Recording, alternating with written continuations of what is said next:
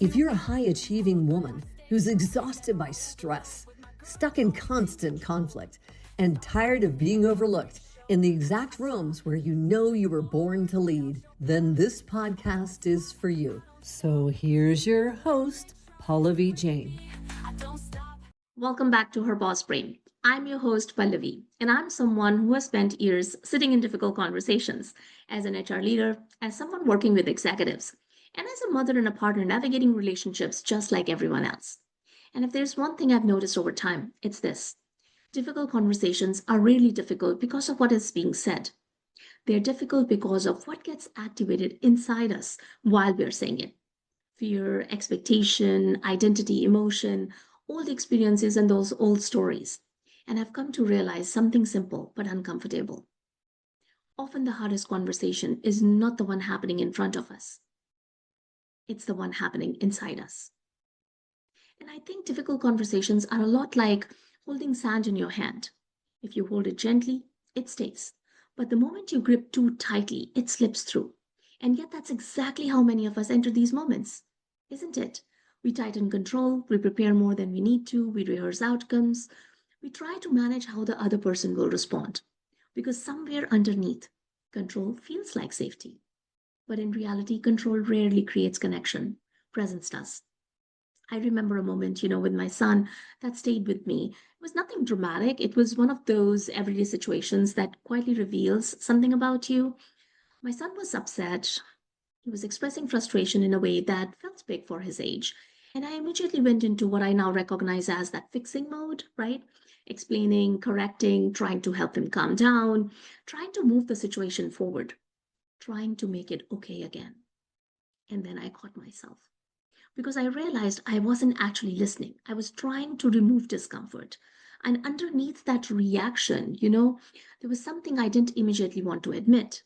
I felt unease, not because of him, but because of me. What if I handled this wrong? What if I wasn't being the parent I wanted to be in that moment? What if I made it worse? So often, we think we are responding to the other person, but we're actually responding to what is happening inside us, our own insecurity, our own need for control. And this shows up at work too. Earlier in my career, especially in employee relations conversations, I used to think, right, effectiveness meant being prepared, having my points ready, thinking through every angle, steering the conversation towards resolution. And preparation matters, it still does. But what I didn't see back then was this. I was often entering these conversations with an agenda, not curiosity. I was listening to respond, not to understand, listening to reduce uncertainty, not to explore meaning. And underneath that professionalism, there was something quieter running the show: anxiety, the need for things to go well, the need to avoid escalation, the need to be right, or at least be perceived as competent. And when that is happening internally, something subtle changes externally. We start making assumptions before the person even speaks. We're thinking like, they're going to be defensive. They will turn this into conflict. I need to be careful. I need to defend my position. And once those assumptions take hold, we stop hearing the actual person in front of us. We start reacting to the version of the conversation we already created in our mind, right? And I've come to believe that insecurity is one of the most overlooked drivers of communication breakdown. Not insecurity as in lack of skill, right? But insecurity as in, will I be accepted here? Will I lose my credibility? Will this change how I'm seen? Will I be misunderstood? And one of the most important one, will I lose control of the outcome? And insecurity has a predictable behavior pattern. It tries to take over the conversation, and not always loudly, but in those subtle ways that we don't even recognize. Through over explaining, through steering the conversation, control becomes the coping mechanism. But difficult conversations don't respond well to control, they respond to awareness. And I think this matters even more today than it used to. Because bottom line is people are different. They have different perspectives, they have different communication styles, different expectations, different values. And that difference is not the problem. Difference is normal, which means difficult conversations are not occasional events. They are part of everyday work. But now, at the environment most people are operating in, right? Work has gone faster, expectations are higher, change is constant, uncertainty is normal. And most people are already running on limited capacity. So when a difficult conversation shows up, it is not happening in a neutral system. It is happening when the internal system is already on overdrive. So what happens? Thinking narrows, reaction increases, patience reduces, emotion rises faster than clarity, and the conversation becomes heavier than it needs to be. And that's when people later say, well, I don't know why I reacted like that. And the truth is, nothing new happened in that moment. It was just overload meeting pressure. As I started understanding more about this human behavior, this inner technology, our nervous system, our patterns, our conditioning, and I began experimenting. Not perfectly, but slowly, right? And I want to say this because I think sometimes people hear transformation stories and assume one insight just changed everything, right? That was not my experience. Our emotional patterns are so strong, conditioning is so strong, and our inner dialogue, it takes over more than we want to admit. So there were so many moments where I noticed myself slipping back into old habits. But little by little, I started practicing something different. Before difficult conversations, I began asking myself, can I arrive here first? Can I notice what I'm feeling before I walk in? Can I take responsibility for my assumptions? Can I consciously choose how I want to show up? And slowly I started noticing those shifts. And I moved from that control to curiosity, slowly but steadily, from anxiety to presence, from authority to understanding, from preparing my next point to actually listening. And something surprising happened.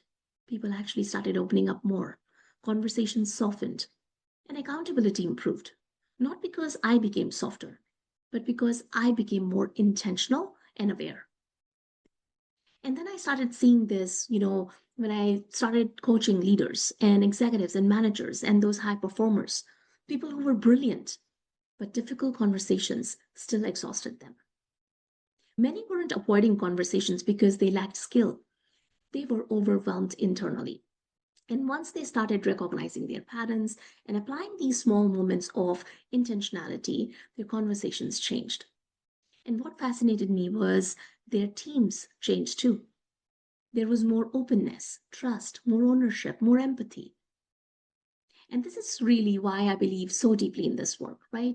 Because in our workshops, yes, we work on communication, leadership, conflict, accountability, and decision making, but we don't start there. We go one layer earlier. We start with inner science. We look at what triggers people, how perceptions get actually shaped, how emotions influence decisions, and how automatic reactions form, and what we are unconsciously doing in moments of pressure. Because once you see that clearly, something changes. You stop judging behavior at face value and you start asking a very different question. What is this person carrying that I cannot see? And I remember one workshop very clearly. There was a participant who on paper was struggling, right? He had already been placed on a written warning because of his behavior with his team. He was known for being passive aggressive in meetings. He rarely owned mistakes. He often deflected responsibility. His emails had that sharp tone, those snarky comments, frustration between the lines, and he was constantly in conflicts with colleagues. So if you looked at it professionally, the label was simple: performance issue, behavior issue, accountability issue. And we were in a session where we were talking about what actually happens in the brain under pressure, how emotional triggers form, how the nervous system reacts before logic even kicks in. And at that moment, as I was explaining all of this, I shared something personal in that moment with the group. And a time when, I had been reactive, when I had blamed someone unfairly. And when I had sent a message I later regretted because I was operating from emotion, not clarity. And I wasn't sharing this as a theory. I was sharing it because I've been there too, right? And then something unexpected happened. He raised his hand and he said he wanted to share something with the group. The room went quiet and he began to open up. And he said he had been going through a divorce. And on top of that, he had been diagnosed with cancer 6 months earlier. He said his entire life felt like it was collapsing. And what stayed with me was not just what he said, but the honesty in it, right? He said he felt like he had no control over anything anymore. And the only place that emotion was coming out was at work, through anger, through defensiveness, frustration, through those moments with his team that he now realized were not really about his team at all. And then there was a long pause. And then he said something that changed the energy in the room completely. He said, I just realized this is how I've been showing up with my team. And then quietly he added, I'm sorry. No one spoke for a moment. And then something happened which I don't think I will ever forget. His teammates stood up, one by one, they walked over to him and they hugged him. And they said something very simple. We had no idea how much you were carrying.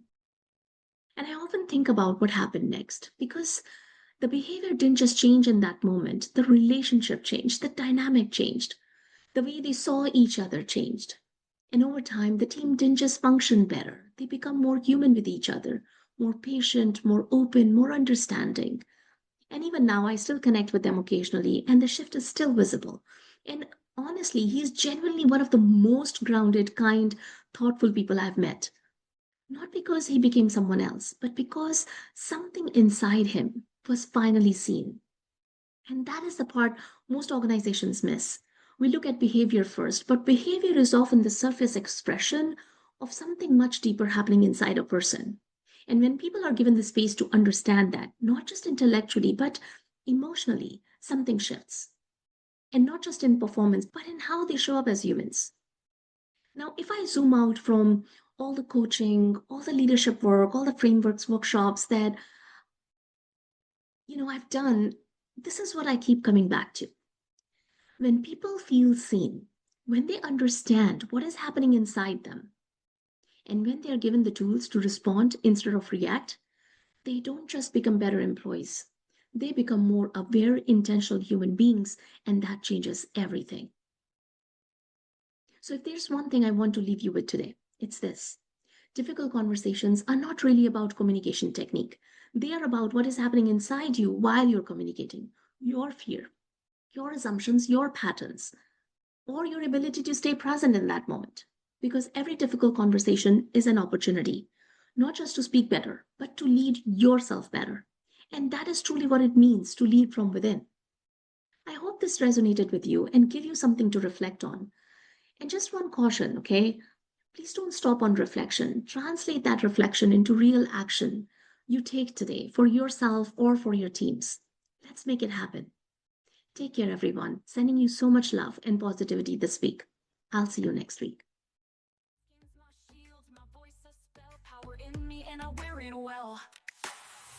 So that's it for today's episode of our Boss Brain podcast. Head on over to Apple Podcasts, iTunes, or wherever you listen and subscribe to the show. One lucky listener every single week that posts a review on Apple Podcasts or iTunes will win a chance in a grand prize drawing to win a $25,000 private VIP day with Pallavi herself. Be sure to head on over to her bossbrainpodcast.com and pick up a free copy of Pallavi's gift and join us next time.